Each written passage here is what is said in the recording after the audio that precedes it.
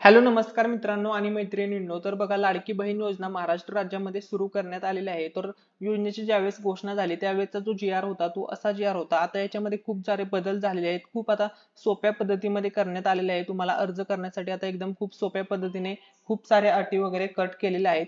तर आता आपण आजच्या व्हिडिओमध्ये कोणकोणते नवीन बदल झालेले आहेत सर्व बदल या व्हिडिओमध्ये तुमच्यासोबत शेअर करणार आहे. त्यामुळे जर तुम्ही चॅनलवरती नवीन आला असाल तर व्हिडिओला लाईक करायला विसरू नका आणि चॅनलला सुद्धा सबस्क्राईब करून घ्या. चला तर मित्रांनो, आता आपण मेन टॉपिकला सुरुवात करूया. तर या ठिकाणी बघा, मुख्यमंत्री लाडकी बहीण योजनेसाठी अर्ज करण्याची मुदत ही 31 ऑगस्ट पर्यंत देण्यात आलेली आहे. अगोदरची जी मुदत होती ती 15 तारखेपर्यंत होती. ठीक आहे. आता जी नवीन मुदत आहे 15 जुलै पर्यंत होती. जवळपास 2 महिन्यासाठी मुदत वाढवलेली आहे. त्याच्यानंतर बघा, मुख्यमंत्री एकनाथ शिंदे यांच्या अध्यक्षतेखाली झालेल्या बैठकीमध्ये हा निर्णय झालेला आहे. तर बघा, दिनांक 2 मुख्यमंत्री माझी लाडकी बहीण योजनेसाठी अर्ज करण्याची मुदत 31 ऑगस्ट पर्यंत वाढवण्याचा निर्णय मुख्यमंत्री एकनाथ शिंदे यांच्या अध्यक्षतेखाली झालेल्या बैठकीत घेण्यात आला. या निर्णयाची माहिती उपमुख्यमंत्री अजित पवार यांनी विधानसभेत निवेदनाद्वारे दिली. त्याच्यानंतर बघा, विधान भवनातील मुख्यमंत्र्यांच्या समिती कक्षात झालेल्या बैठकीस उपमुख्यमंत्री देवेंद्र फडणवीस, उपमुख्यमंत्री अजित पवार, महिला व बालविकास मंत्री आदिती तटकरे, मुख्य सचिव सुजाता सौनिक, वित्त विभागाचे अपर मुख्य सचिव ओ.पी. गुप्ता, नियोजन विभागाचे अपर मुख्य सचिव राजगोपाल देवरा, महिला व बाल विकास विभागाचे सचिव अनुप कुमार यावेळी उपस्थित होते. तर आता याच्यामध्ये काय चेंजेस झालेले आहेत ते आपण पाहणार आहोत. तर बघा, योजनेसाठी नाव नोंदणी, अर्ज करणे आदी कामांसाठी होणारी गर्दी लक्षात घेऊन अर्ज करण्याची मुदत 31 ऑगस्ट 2024 पर्यंत वाढवण्याबाबत मुख्यमंत्र्यांनी निर्देश दिले.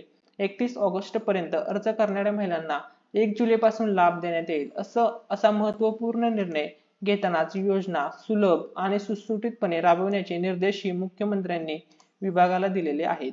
त्याच्यानंतर बघा, आता अर्ज करण्यासाठी मुदत वाढ देतानाच योजनेसाठी एकर शेतीची अट वगळण्याचा, तर बघा अगोदर जी अट होती 5 एकर पेक्षा जास्त शेती असेल तर लाभ घेता येणार नाही. आता जमिनीचा वगैरे अट रद्द केलेली आहे. त्याच्यानंतर बघा, लाभार्थी महिलांचा वयोगट 21 ते 60 वर्ष वयोगट ऐवजी आता 21 ते 65 वर्ष वयोगट करण्याचा, परराज्यात जन्म झालेल्या महिलांनी महाराष्ट्रातील अधिवास असणाऱ्या पुरुषांबरोबर विवाह केला असेल तर अशा बाबतीत त्यांच्या पतीचा जन्म दाखला, शाळा सोडल्याचे प्रमाणपत्र, अधिवास प्रमाणपत्र ग्राह्य धरण्यात येईल.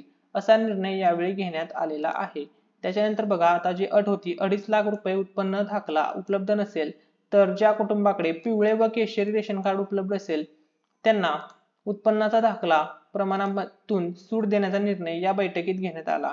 या योजनेत कुटुंबातील एका पात्र अविवाहित महिलेला सुद्धा या योजनेचा लाभ देण्यात येणार असून योजनेमध्ये सुधारणा केलेल्या निर्णयांचा शासन निर्णय तातडीने जाहीर करण्याचेही मुख्यमंत्र्यांनी यावेळी सांगितले. फॉर्म भरण्यासाठी लिंक मित्रांनो तुम्हाला जर हवी असेल तर आपल्या टेलिग्राम चॅनलची लिंक व्हिडिओच्या डिस्क्रिप्शन मध्ये दिलेली आहे. टेलिग्राम चॅनलवरती त्याची लिंक तुम्हाला भेटून जाईल. डिस्क्रिप्शन मध्ये लिंक चेकआउट करा. या व्हिडिओमध्ये काही डाऊट असेल तर कमेंटमध्ये विचारा आणि जर असेच महाराष्ट्रातील राज्यातील अशाच न्यूज आणि अपडेट्स पाहण्यासाठी आपल्या चॅनलला जरूर सबस्क्राईब करा.